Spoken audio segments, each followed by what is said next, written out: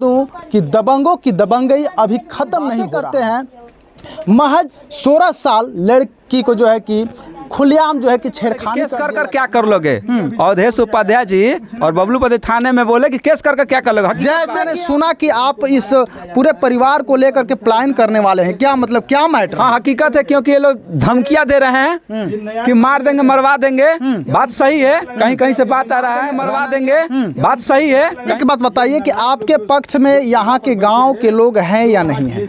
देखिए, गांव के लोग सबको पता है कि क्या हुआ है, लेकिन इतना दबंग है कि इनके पीछे से कोई गवाही नहीं देने वाला। गवाही नहीं देने वाला आप सुन रहे हैं? पहले ये सब छेड़छाड़ करता था 3 महीना पहले। हाँ, बाकी हम लोग कुछ नहीं, डर के मारे गया। वो दिन बाद जो हमारा लड़की के छेड़ा है नातिन के, उसको क्यों नहीं रेस्ट हुआ? कहिएगा इस कांड भी इस पर जो है कि मौन बैठी है, कोई जो है कि इस पर एक्शन नहीं ले पा रही है। ये पुलिस प्रशासन भी भर 4 लोग हो गए हैं, पूरे यहाँ के पूंजीपतियों के गुंडे के हाथों नहीं होता है तो सर क्या करिएगा? अगला आपका जो है कि कदम क्या रहेगा? 24 घंटा के अंदर हम लोग ये जो सरकारें चला रहे हैं, डबल इंजन के सरकारें पूरे भ्रष्ट है। क्यों? नमस्कार, आप देख रहे हैं विभाग मीडिया बीपी न्यूज़। मैं हूं सुरेश सागर। जैसे कि मैं बता दूं कि मैं अभी उपस्थित हूं बक्सर जिला के रेका गांव में। यहां से एक जो है कि दिल को दहला देने वाला जो है कि न्यूज़ निकल कर आया है। जैसे कि बता दूं कि दबंगों की दबंगई अभी ख़त्म नहीं हो रहा है, लेकिन नीतीश बाबू कहते हैं कि मेरा जो है कि शासन प्रशासन बहुत टाइट है। आइए हम बातें करते हैं। महज 16 साल लड़की को जो है कि खुलेआम जो है कि छेड़खानी कर दिया जाता है। और इतना ही नहीं, देखिए उन लोगों का इतना दबंगई है कि थाना पर भी जाते हैं तो थाना भी जो है कि कुछ नहीं लिखता है। थाना से भी बदतमीजी बोलते हैं, थाना से भी जो है कि बदतमीजी बोलते हैं और थाना को भी जो है कि दबा कर रखते हैं। इतना दबंगई चलता है। उसी रेंका गांव में हम आए हैं और जो पीड़िता के चाचा जी हैं इनसे हम बातें करेंगे। देखिए, आप देख पा रहे हैं कि इनको जो है कि मार करके जख्मी किया गया था कुछ दिन पहले। आइए हम पूरा कहानी जानेंगे इनके जो है कि मुखार बिंदुओं से। सबसे पहले स्वागत है आपका। जी सर। क्या नाम है? अजय कुमार शाह। अजय कुमार शाह जी, जो है कि आपको ये चोट कैसे आया? चोट आया है बस बच्ची को लेकर, आवाज़ उठाने को लेकर। क्योंकि ये चोट आया है जैसे कि हम यहाँ से, हमारी बच्ची जो है 3 महीने से पीड़ित है। इन लोग का हद कर दिए हर चीज़ का। इसी गांव में फिर हमारी बच्ची दुकान पर सामान लेने के लिए गई, वहाँ से निकली तो उसका हाथ पकड़ लिया और गंदी बातें कर कर मोबाइल नंबर भी मांगने लगे। किसने हाथ पकड़ लिया? झबलू उपाध्याय। झबलू उपाध्याय। पूछे जाने पे हमारे परिजनों से हमारी माता जी गई, उनको भी मारा गया, हमारे भैया को उनको भी मारा गया और हमें भी मारा गया। क्या झबलू उपाध्याय जी इस गांव के दबंग प्रवृत्ति के लोग हैं क्या? हाँ, दबंग है। दबंग है, क्योंकि ये दबंग है। दबंग नहीं होता तो इनका इतना हिम्मत नहीं होता। अगर ये सही होते, इनका विचार सही होता तो इनका इतना हिम्मत नहीं होता। इनका गार्जियन का भी विचार से होता तो उनको दबाते, डांटते कि तुम गलत किए हो। लेकिन सुबह उठकर फिर वीरेंद्र उपाध्याय जी गाली फक्कड़ दुनिया जहान अरे तरे गोड़। अच्छा, ये बताइए, कंफ्यूजन है, झबलू उपाध्याय और वीरेंद्र तिवारी ये दोनों कौन कौन हैं? ये चाचा भतीजा हैं। झबलू उपाध्याय के पिताजी अवधेश उपाध्याय और वीरेंद्र उपाध्याय जी इनके अवधेश उपाध्याय जी के भाई हैं। ठीक है, तो ये अपने परिवार का पक्ष ले रहे हैं। उसके बाद 5 तारीख को थाने में बुलाया गया तो हम लोग 5 को घटना है रात में, 6 को हम लोग थाने में गए तो वहाँ पर थाना दरोगा साहब जो भी बोले समझाया, हम भी एग्री हो गए कि बच्ची है, कोर्ट में क्या घसीटना है, कंप्रोमाइज करने के लिए। हाँ, हम एग्री हो गए।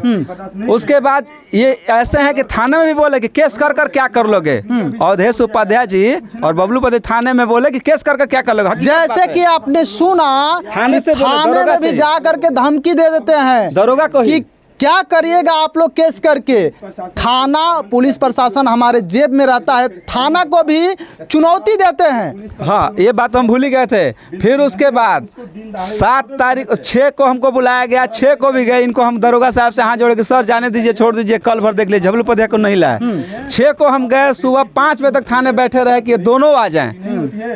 झबलू उपाध्याय जी उनके पिताजी आ जाए और यहीं पर रफा दफा कर दें। बच्ची है, शादी विवाह करना है, हम लोग का इज्जत के लिए हम लोग ज़्यादा मरते हैं। पैसा नहीं चाहिए हम लोग को, खेत जगह जमीन नहीं चाहिए, बस इज्जत चाहिए। फिर इन्होंने क्या किए कि नहीं गए, और 7 तारीख को हमारे साथ घटना घट गया, जो कि पुष्पेंद्र तिवारी जी हमारे ही गाँव के हैं, डेयरी चलाते हैं। इनसे कभी कोई लेना देना नहीं है, 2 बरस हम भी डेयरी चला रहे हैं, कोई बात नहीं हुआ है हमसे इनसे। लेकिन उसके बावजूद भी पुष्पेंद्र तिवारी जी रास्ते में हमको पिन मारे और बोले कि अतना मार लाठी मरौले, गाड़ी लेकर हम जा रहे हैं, मार लाठी मरैले आ तबो ते केस कर दिहले। इतना तो लड़किया है मैं मालिन ही का। जैसे कि आपने सुना पुष्पेंद्र तिवारी जी कह रहे हैं कि अतना लाठी पिटैल तबो गोइल केस करे, यानी कि ये कहने का मतलब उनका भाषा है कि आप केस क्यों किए, वो दबाना चाहते हैं। फिर उसके बाद हम डेयरी पॉइंट पे गए तो हम बोले कि कौन ब्राह्मण कह रहा है कि अब मैंने किसी नान का मैंने बेटी वोटी उठा लो, चाहे ऐसे छेड़खानी कर लो। कोई नहीं, हमारे गांव में ऐसा कोई ब्राह्मण नहीं है कि ये बात को बढ़ावा देगा। लेकिन मौन क्यों है हम नहीं जान पा रहे हैं। क्या बात है? मेरा सवाल रहेगा कि आप प्रशासन से क्या मांग करते हैं, सरकार से क्या मांग? प्रशासन से और सरकार से मैं यही मांग करना चाहता हूं कि इनको पकड़कर इनको सजा मिले, इनको अरेस्टिंग किया जाए, और ताकि इससे डर बने कि किसी की भी बहन बेटी, इस गांव के क्या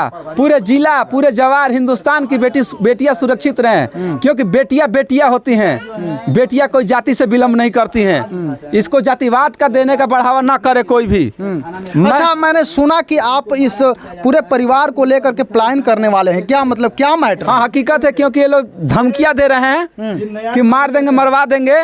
बात सही है, कहीं कहीं से बात आ रहा है, रहना नहीं है। हम मन बढ़ू हैं, बताइए, हमारे बच्चे को कोई छेड़ेगा और हम मन बढ़ू कहलाएंगे?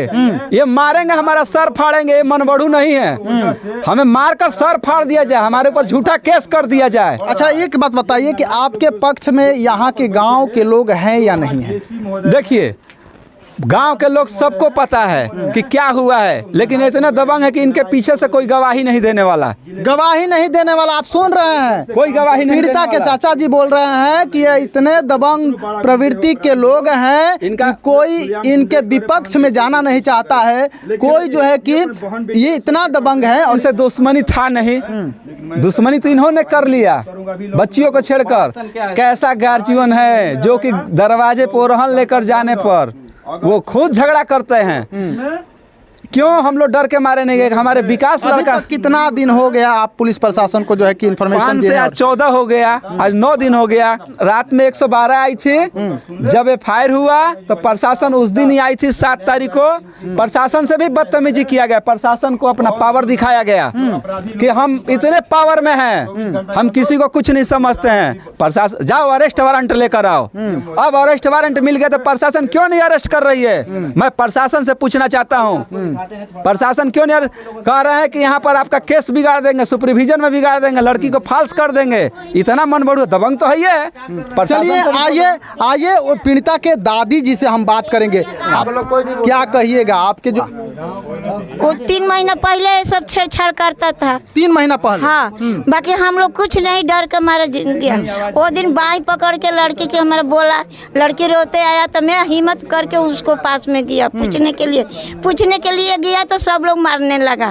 झबलू पदिया घर में से निकला, बोलने लगा, मेरा लड़का के मारने लगा, हमरा के मार के जमीनी पर सुला दिया। अच्छा, प्रशासन से, पुलिस से और सरकार से क्या मांग कर रहा? मांग रहा है यही सरकार से कि जो हमारा लड़की के छेड़ा है नातिन के, उसको क्यों नहीं अरेस्ट हुआ?